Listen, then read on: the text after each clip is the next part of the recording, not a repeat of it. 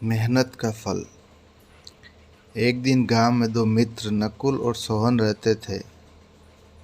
नकुल बहुत धार्मिक था और भगवान को बहुत मानता था, जबकि सोहन बहुत मेहनती था। एक बार दोनों ने मिलकर 1 बीघा जमीन खरीदी, जिससे वह बहुत फसल उगाकर अपना घर बनाना चाहते थे। सोहन तो खेत में बहुत मेहनत करता था, लेकिन नकुल कुछ काम नहीं करता था, बल्कि मंदिर में जाकर भगवान से अच्छी फसल के लिए प्रार्थना करता था।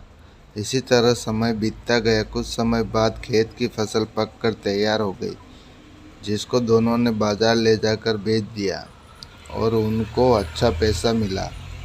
अगर घर आकर सोहन ने नकुल को कहा कि इस धन का ज़्यादा हिस्सा मुझे मिलेगा, क्योंकि मैंने खेत में ज़्यादा मेहनत की है। यह बात सुनकर नकुल बोला, नहीं, धन का तुमसे ज़्यादा हिस्सा मुझे मिलना चाहिए, क्योंकि मैंने भगवान से इसकी प्रार्थना की थी, तभी हमको अच्छी फसल हुई। भगवान के बिना कुछ संभव नहीं है। जब वह दोनों इस बात को आपस में नहीं सुलझा सके, तो धन के बंटवारे के लिए दोनों गांव के मुखिया के पास मुखिया ने दोनों की सारी बात सुनकर उन दोनों को एक एक बोरी चावल का दिया, जिसमें कंकड़ मिले हुए थे। मुखिया ने कहा कि कल सुबह तक तुम दोनों को इसमें से चावल और कंकड़ अलग करके लाने हैं, तब मैं निर्णय करूंगा कि इस धन का ज़्यादा हिस्सा किसको मिलना चाहिए। दोनों चावल की बोरी लेकर घर चले गए। सोहन ने रात भर जागकर चावल और कंकड़ को अलग किया, लेकिन नकुल चावल की बोरी को लेकर मंदिर में गया और भगवान से चावल कंकड़ अलग करने की प्रार्थना करने लगा।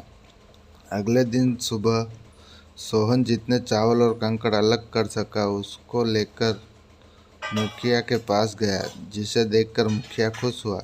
नकुल वैसी की वैसी बोरी ले जाकर मुखिया के पास गया। मुखिया ने नकुल को कहा कि दिखाओ, तुमने कितने चावल साफ किए हैं। नकुल ने कहा कि मुझे भगवान पर पूरा भरोसा है कि सारे चावल साफ हो गए होंगे। जब बोरी को खोला गया तो चावल और कंकड़ वैसे के वैसे ही थे। जमींदार ने नकुल को कहा कि भगवान भी तभी सहायता करते हैं जब तुम मेहनत करते हो। जमींदार ने धन का ज़्यादा हिस्सा सोहन को दिया। इसके बाद नकुल भी सोहन की तरह खेत में मेहनत करने लगा और अब की बार उसकी फसल पहले से भी अच्छी हुई।